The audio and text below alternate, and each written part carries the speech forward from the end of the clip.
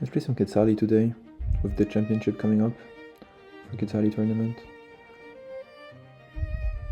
This looks like a very nice start here. We send defender to the lighthouse and get an early third warrior. Make a second workshop. It looks like we have a lot of forest here, so we might be angling forestry. We end up going fishing because of capital water access and a lot of fish in C3. Fishing is going to prove to be very important in this game. Looks like a complete naval map. Thinking about training new units, we train a new defender.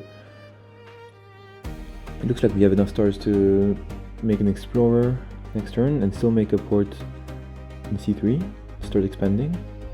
So yeah, we make the explorer, meet the opponent. Unfortunately, we don't have enough stars to make L3s. But we do make a port in the west to start expanding.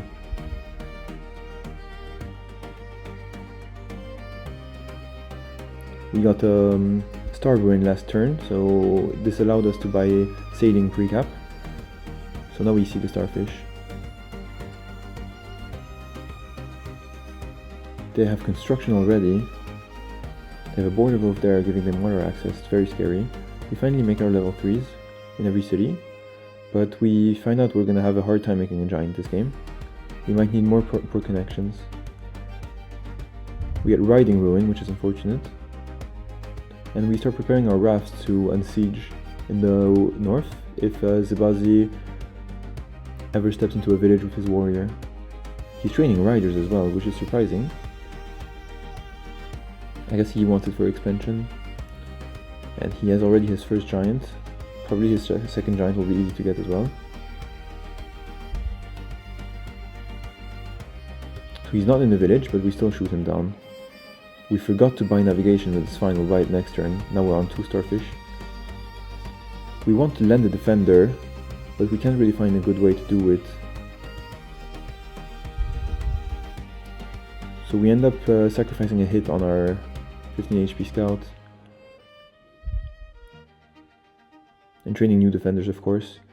This is going to be a naval battle.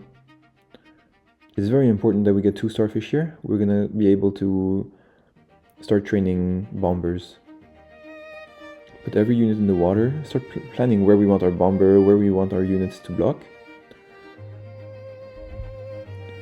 Our 9 HP scout now can take another hit if he places a road. So it's going to be really low now. He goes in the water with the giant. Places a new road to smack our scout. And we have 3 captures and 27 stars. What do we do? This is the question. Do we buy a tech? We just end up making a bomber.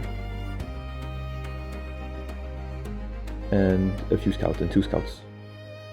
And so if we wanted to have ramming, we will never have it now. Since we're capturing 3 cities now, it will be way too expensive.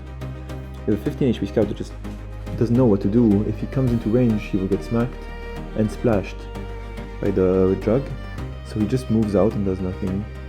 They finally kill the 2 HP scout and damage another scout and another raft. But it looks like our bomber is very safe. It might have been misplaced, because now he can walk out of range with the giant. But the giant is already 11 HP. It's already dead. Almost. But he has a new giant incoming. This is very scary. Will we be able to deal with more units now?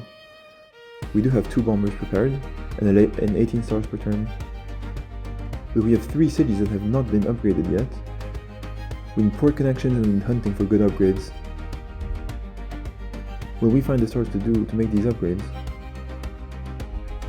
We hit the giant in the city instead of the one in the raft, because I think it has more splash damage.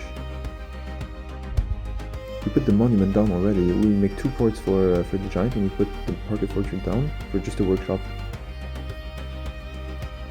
Will we be able to hold this position against this onslaught of giants? We do have our own giant too, our own juggernaut to help in the fight. It looks like his giants are just dying super fast. One of his jugs is already dead. We make a new bomber in the back that is unreachable by his units. Now we have 25 stars per turn. We can actually start making defenders everywhere. But the opponent just resigns because they know their juggernauts are going to die soon. And that's it. That's the game for today.